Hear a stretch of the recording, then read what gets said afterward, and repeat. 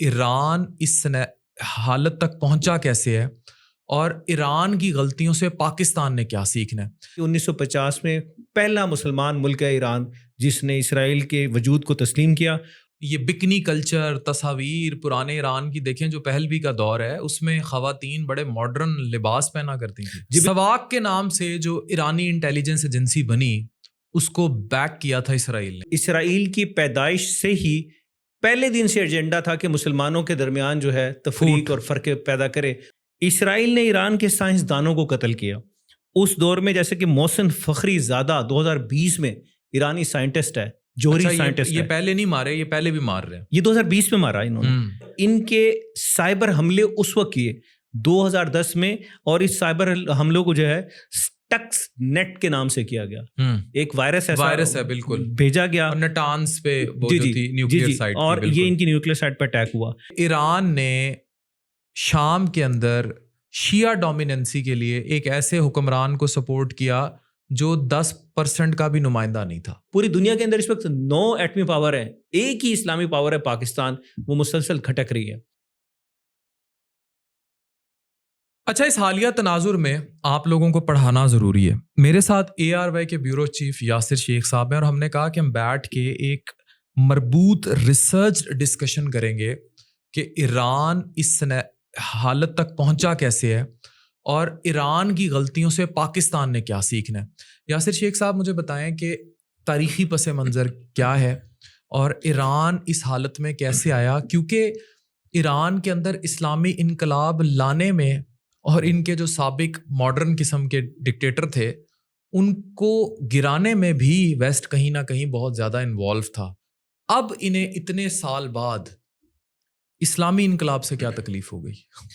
Doctor صاحب، ایران اور اسرائیل کی اگر آپ تاریخ کو اگر پڑھیں تو یہ بڑا پیچیدہ سا ایک سبجیکٹ ہے، لیکن ایسا دلچسپ سبجیکٹ ہے جو ایک صحافت اور سیاست اور تاریخ کے طالب علم کی حیثیت سے میرے لیے بڑا انٹرسٹنگ ہے، اور یہ ضرور میں چاہوں گا کہ آپ کے ناظرین اور قارئین تک بھی وہ ساری انفارمیشن پہنچے جو بیک گراؤنڈ جانتے ہوں کہ ایران اور اسرائیل کا بیسک کنسیپٹ اور کنفلکٹ ہے کیا۔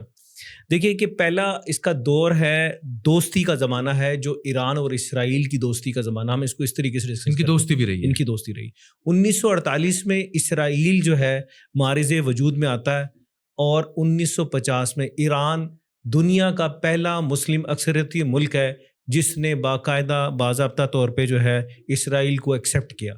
یعنی کہ 1950 میں پہلا مسلمان ملک ہے ایران جس نے اسرائیل کے وجود کو تسلیم کیا۔ اس وقت ایران میں بادشاہت تھی، اور ایران کے جو شہنشاہ شاہ محمد رضا پہلوی کا یہ دور ہے، اور اس میں اگر تعلقات کا اگر تقابلی جائزہ لیا جائے گا تو آپ کو دیکھنے کو ملے گا کہ ان کے آپس میں تعلقات خفیہ بھی تھے اور اعلانیہ بھی تھے۔ شاہ محمد رضا پہلوی کے بارے میں آپ کو بھی اور سب کو پتہ ہے کہ بنیادی طور پہ یہ شخص جو ہے یہ مغرب کا دل دادا تھا، سیکولرزم اور اس ایران بڑا ڈومیننٹ ہوتا تھا اور ماڈرن ہوتا تھا۔ یہ ان کے یہ بکنی کلچر، تصاویر پرانے ایران کی دیکھیں جو پہلوی کا دور ہے، اس میں خواتین بڑے ماڈرن لباس پہنا کرتی تھیں۔ جی بالکل ایسے ہے، اور فرح پہلوی جو فرح دیبا جو اس کی تیسری بیوی ہے، اس نے بھی خاص طور پہ اس میں بڑا کردار ادا کیا کہ وہ اس کلچر کو عام کرے، اور کافی زیادہ ڈومیننسی رہی ایران کی شہنشاہ خاتون کی حیثیت سے اس کی بھی۔ اور اس میں آپ نے دیکھا، ہم یہ دیکھتے ہیں کہ 1950 میں جب ایران نے اسرائیل کو تسلیم کیا تو موساد جو اسرائیل کی انٹیلیجنسیا ہے، اس نے ایک ایران کے اندر سواق نام سے جو ہے ان کی انٹیلیجنس آفیشیل اور پرائم انٹیلیجنس ایجنسی کی داغ بیل ڈالی۔ سو یہ ایک بڑا امپورٹنٹ ہے کہ ایرانی انٹیلیجنس کو بنانے والا اسرائیل تھا سواق کے نام سے۔ سواق کے نام سے جو ایرانی انٹیلیجنس ایجنسی بنی، اس کو بیک کیا تھا اسرائیل نے، یہ کہہ رہے ہیں آپ؟ جی بالکل، اسرائیل نے اس کی بنیاد ڈالی اور اس کو اکوپ کیا، اور اس کے جو ذمہ ٹاسک تھے وہ یہ تھے کہ جو ایرانی انٹیلیجنسیا ایران کے اندر جاسوسی اور ایران کے باہر جاسوسی کرنا، اور بنیادی اس کا مقصد تھا کہ جو سلطنت ایران ہے، ایران کے جو شہنشاہ شاہ محمد رضا پہلوی کے خلاف کوئی سازش نہ ہونا پائے، اور اس کے خلاف تمام سازشوں کی سرکوبی کرنا، انٹرنل یا ایکسٹرنل جو بھی ہو۔ اب اس صورتحال کے اندر جب اس کا دوسرا فیز آتا ہے کہ ایران اسرائیل کا جو خفیہ اتحاد ہے، ایران اسرائیل کو کیسے سپورٹ دے رہا تھا کہ ایران اسرائیل کو تیل بھی فراہم کرتا تھا، اور دونوں ممالک نے کرد باغیوں کے ذریعے عراق میں اثر و رسوخ بڑھانے کی بھی کوشش کی. یہ بات یاد رکھیے کہ ڈاکٹر صاحب کہ اسرائیل کی پیدائش سے ہی پہلے دن سے ایجنڈا تھا کہ مسلمانوں کے درمیان جو ہے تفریق اور فرق پیدا کرے. اور آپ نے دیکھا کہ جب جیسے ہی ان کا انٹلیکٹ آپس میں پروان چڑھا، ایران اور اسرائیل کا گٹھ جوڑ ہوا، اس کے بعد انہوں نے کرد باغیوں کو جو ہے عراق کے اندر استعمال کیا، جس کو فرنٹ پہ لیڈ ایران نے کیا اور بیکنگ کی اسرائیل نے، آلات اور ان کو کیوب کرنے کے لیے اسلحہ ان کو فراہم کیا. تو اس طریقے سے اس پروجیکٹ کو نام دیا گیا پرسیا پروجیکٹ.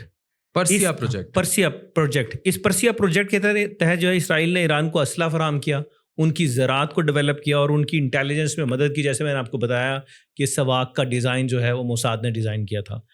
یہ کب تک ایکٹیو رہی تھی؟ 79 تک ایکٹیو رہی تھی. جی. اب اس کا ڈاکٹر صاحب اس ایران اور اسرائیل کے تعلقات کا دوسرا دور شروع ہو رہا ہے.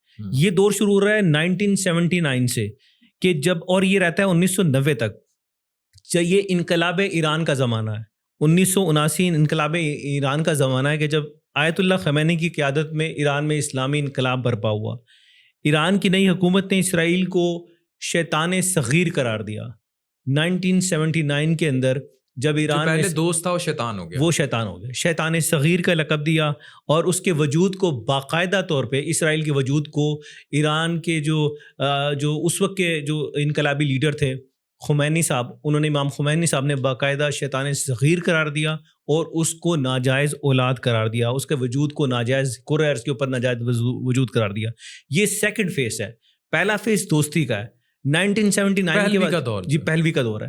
اب آ گیا امام خمینی صاحب کا دور، اسلامی انقلاب کا دور. اس میں شیطان صغیر قرار دیا جا رہا ہے، اس میں اسرائیل کے وجود کو ناجائز قرار دیا جا رہا ہے. ایران نے فلسطینیوں کی حمایت شروع کی. یہ سیکنڈ دور کا واقعہ ہے. اب سیکنڈ دور ان کا جو میرے خیال میں اب بھی کنٹینیو ہے. فلسطینیوں کی باقاعدہ حمایت شروع کی، خاص طور پہ نہ صرف بنایا بلکہ اسٹیبلش کرنے میں یہ اس سیکنڈ فیز کے اندر ہوا. عراق ایران جنگ لگتی ہے 1980 کے اندر، اور یہ 8 سالہ جنگ ہے، 1988 تک کی جنگ رہتی ہے. اسرائیل نے اس موقع پہ ایک نیا ٹوسٹ لیا. اسرائیل کو، جیسے ڈاکٹر صاحب میں نے آپ کو بتایا کہ وہ اس کا بنیادی مقصد اور ماخذ جو ہے وہ مسلمانوں کے درمیان تفریق کو پیدا کرنا ہے، فرقوں کو جڑانا ہے. ایک دور ہے دوستی کا، دوسرا دور ہے ایران کو شیطان صغیر قرار دیا گیا. اس شیطان اسرائیل کو قرار دیا گیا، آپس میں لڑ پڑے. اور اسی شیطان صغیر قرار دیے جانے کے دوران اسرائیل نے دوبارہ خفیہ طور پر ایران کی مدد کی. کس کے خلاف؟ ایران عراق جنگ میں عراق کے خلاف. ایران کو کیسے مدد انہوں نے دی؟ کہ ایران شیطان بھی کہہ رہا تھا اور وہ شیطان مدد بھی کر رہا تھا. شیطان مدد بھی کر رہا تھا عراق کے خلاف. یہ بڑی امپورٹنٹ بات ہے، سمجھنے کی کوشش کیجئے کہ جب انہوں نے مسلمانوں کو آپس میں لڑوانا ہو تفرقے کی بنیاد پہ، تو پھر یہ شیطان صغیر جو ہے ان کا صغیر دوست بن کے ان کے ساتھ آ گیا. اور انہوں نے ایران جو ہے کانٹرا اسکینڈل، ایک بڑا معروف تاریخ کا اسکینڈل ہے. ایران نے خفیہ طور پہ، اسرائیل نے خفیہ طور پہ جو ہے ایران کانٹرا اسکینڈل کے تحت کمزور کرنے کے لیے عراق کو، ان کو ویپنائز کیا، بھرپور طریقے سے اسلحہ فراہم کیا کرد باغیوں کو بھی. اور ڈائریکٹ آپ کو پتا ہے کہ ایران نے جو ہے ڈائریکٹ یہ وار لڑی تھی عراق کے خلاف، اور اس میں بیکنگ تھی اسرائیل کی بھی. لیکن تاہم جو سفارتی سطح پہ یہ تعلقات کشیدہ ہی چلے آ رہے تھے. صحیح ہے. یہ تعلقات، یعنی اسلامک ریجین جو ہے وہ کبھی بھی اس طرح دوست نہیں تھی، لیکن عراق کے خلاف مدد لے رہی تھی. ایران کے خلاف جو کانٹرا اسکینڈل، جو بڑا تاریخ کا، اگر آپ اس کو اسکرول کریں تو بہت سارے فیکٹس آپ کے پاس آئیں گے. اب ڈاکٹر صاحب اس کا تیسرا دور شروع ہوتا ہے. یہ پراکسی جنگوں کا اور علاقائی کشمکش کا دور ہے، اور یہ کب تک جاری رہتا ہے؟ 2010 سے 1990 سے 2010 تک کا اس کا دوران ہے. آپ اس کو اس طریقے سے ڈیفائن کر لیں. 1990 میں اس کا آغاز ہو رہا ہے، 2010 تک ہی جا رہا ہے، جس میں جناب لبنان میں کا عروج ملا. ایران نے مالی، عسکری اور نظریاتی سپورٹ فراہم کی. اچھا. اور جو آج تک جاری ہے. اسرائیل پہ بارہا حملے کی. یہ تیسرا جو اس کا دور ہے، یہ اس کی کرامات میں آپ کو بتا رہا ہوں کہ نے اسرائیل پہ بارہا اٹیکس کی، اور خاص طور پہ 2006 کی جنگ کے اندر. ایران کا جوہری پروگرام، یہ 2000 کے بعد ایران کے نیوکلیر پروگرام پہ اسرائیل کو شدید تحفظات اور تشویش لاحق ہوئی، اور جب سے یہ معاملہ سنگین صورتحال اختیار کر رہا ہے. اسرائیل نے ایران کے سائنسدانوں کو قتل کیا. اس دور میں جیسے کہ محسن فخری زادہ 2020 میں ایرانی سائنٹسٹ ہے، جوہری سائنٹسٹ. یہ پہلے نہیں مارے، یہ پہلے بھی مار رہے ہیں. یہ 2020 میں مارا انہوں نے. اور محسن فخری زادہ یہ 2020 میں جو ہے اسیسینیٹ کیا. اور ان کے سائبر حملے اس وقت کیے 2010 میں, اور اس سائبر حملوں کو جو ہے اسٹکس نیٹ کے نام سے کیا گیا. ایک وائرس ہے بالکل بھیجا گیا نٹانز پہ, وہ جو تھی نیوکلیئر سائٹ, اور یہ ان کی نیوکلیئر سائٹ پہ اٹیک ہوا. اب شروع ہو جاتی ہے شام کی خانہ جنگی. ایران نے بشار الاسد کی حمایت میں افواج بھیجی. یہ اگین آپ کو ایک سمجھنے اور ہم سب کو سمجھنے, یہ ایران کی بڑی میجر بلنڈر تھا. ایک عراق کے اندر کیا اور دوسرا بلنڈر شام میں. وہ آپ یہ دونوں جگہ بشار الاسد چونکہ علوی شیعہ ہے, میجورٹی میں کم ہے, اور آپ کو اگر آج بھی اسٹیٹکس پڑھیں شام کے تو جو وہاں علوی شیعوں کی تعداد یا شیعہ کمیونٹی کی تعداد ہے وہ 10 to 15% آتی ہے, یا ایگزیجریٹ کر لیں اس فگر کو تو وہ 20% وہاں ہے. Iran was against Bashar Assad. Iran was a supporter of علوی خاندان. اچھا, وہ بشار الاسد کو سپورٹ کر رہا تھا. وہی میجورٹی ہے 80% آف سنی مسلمان, لیکن چونکہ حاکم حافظ الاسد تھا, بشار الاسد حافظ الباب تھا اس کا, بالکل. تو وہ اس کو جا کے انہوں نے سپورٹ کی. جیلوں سے جو کچھ نکلا وہ سب نے جی. اور یہ اگین یہ دوسری بھیانک غلطی ایران نے کی کہ اس وقت فرقے کی بنیاد پہ ایران نے کی, یعنی کہ ایران نے شام کے اندر شیعہ ڈومیننسی کے لیے ایک ایسے حکمران کو سپورٹ کیا جو 10% کا بھی نمائندہ نہیں تھا. جی, آپ کہہ لیجیے کہ 10 سے 20 کے درمیان اس کی. آج بھی اگر اسٹیٹکس نکلوائیں تو جو شام کے اندر شیعہ کمیونٹی ایگزسٹ کرتی ہے تمامی سیکٹس کے اندر, جن کو لیڈ کرتے ہیں علوی خاندان, وہ علوی خاندان چونکہ بشار الاسد حافظ الاسد کا جو باپ ہے وہ علوی خاندان کی نمائندگی کرتا تھا. جی. تو ان کی جو عددی حیثیت ہے آج بھی اگر آپ اس کے اعداد و شمار نکلوا لیں تو 20% سے زیادہ. سنی ڈومیننٹ ہے شام, سنی ڈومینیٹڈ ملک ہے, لیکن وہاں چونکہ حکومت اس کی تھی. جب وہاں ڈاؤن فال لگا, لوگوں نے چینج کی بات کی, تو ایران نے جا کے بشار الاسد کی حمایت میں ایرانی افواج داخل کی. ایرانی افواج شام میں داخل جی, ایران کی افواج جو ہے وہاں شام میں داخل ہوئی. اب یہ ڈاکٹر صاحب چوتھا دور جو ہے ایران اور اسرائیل کے معاملات کا, کنفلکٹ کا آگے شروع ہو رہا ہے. یہ کشیدگی سے لے کے جنگ کے دہانے تک ہے, اور یہ 2020 سے شروع ہو رہا ہے, اور ٹل ڈیٹ یعنی کہ 2025 آج جنگیں لگی ہوئی ہیں. ہم اس تک کا آپ کو بتا رہے ہیں. اچھا یاسر شیخ صاحب, یہ بتائیں کہ یہ جو لاسٹ میں چیزیں بالکل خراب ہوتی گئیں, ابھی اٹیک ہوا اور پھر اسرائیل نے غازہ کے ساتھ جو کچھ کیا وہ سب کے سامنے آج بھی کر رہا ہے, ایون ویسٹ بینک پہ قبضے کر رہا ہے. یہ آخری دور میں اس قدر اسکلیشن کیوں ہوئی to destroy all this atomic nuclear weaponization? Doctor صاحب یہ جو چوتھا دور ہے یہ کشیدگی سے لے کے تاحال تک جو جاری ہے. 2020 سے اس کا آغاز ہوا, جیسے میں بتا چکا وائل میں آپ کو. 2020 میں ابراہیم معاہدہ ہوتا ہے, ابراہیم ایکارڈ, بڑا معروف ہے.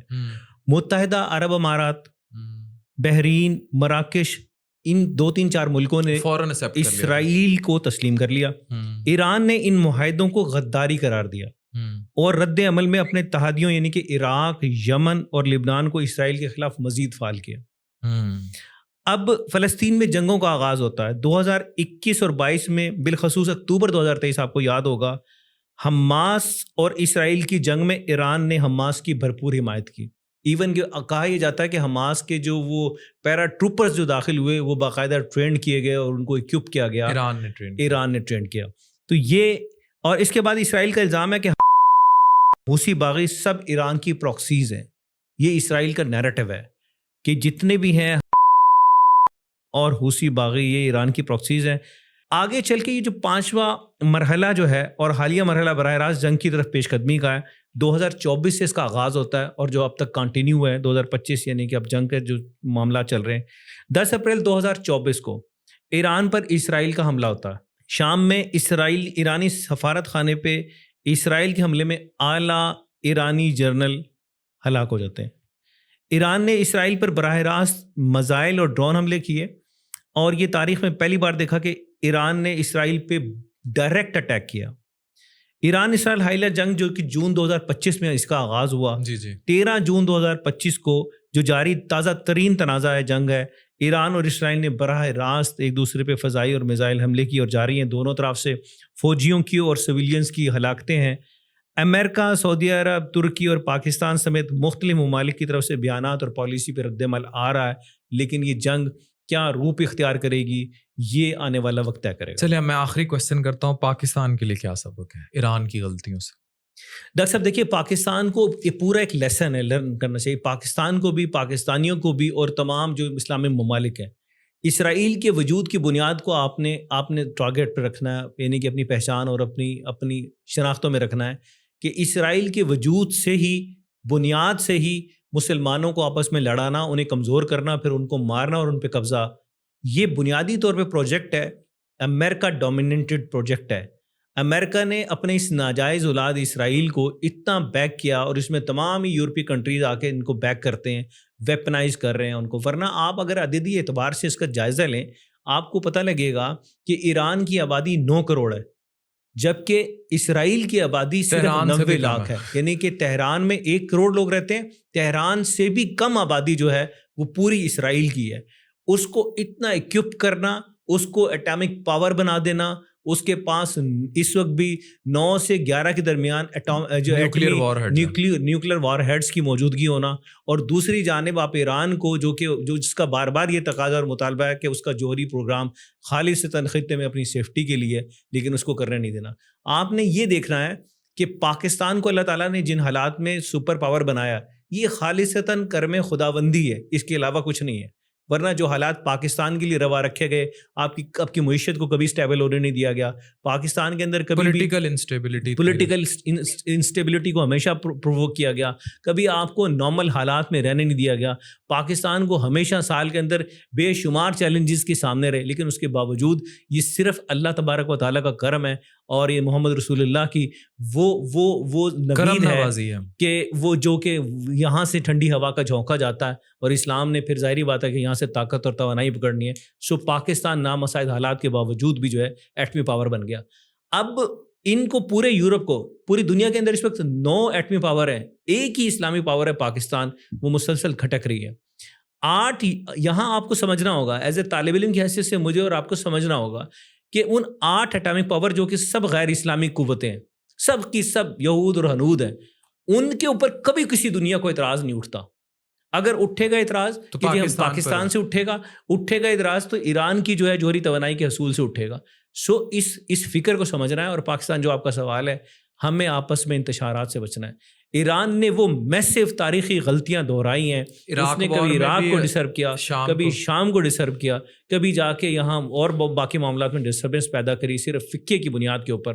تو یہ اور ہم تو آپس میں صوبوں میں اور کبھی کوئی واقعہ اور ہم لڑتے رہتے ہیں، اور فرقہ واریت میں بٹے ہیں. جو سوچنے اور سمجھنے والی بات ہے، جو درس ہے، وہ یہ ہے کہ ہمیں باہمی اتفاق اور اتحاد کو فوکس کرنا ہے، تفرقوں کو چھوڑنا ہے، علاقائی تعصب اور لسانی تعصب سے خود کو بے نیاز کرنا ہے، تو جا کے ہم بچت کا راستہ اختیار کر سکیں. بہت شکریہ. یہ کلپ آپ کی معلومات کے لیے تھا، شیئر کیجیے گا. Thank you very much.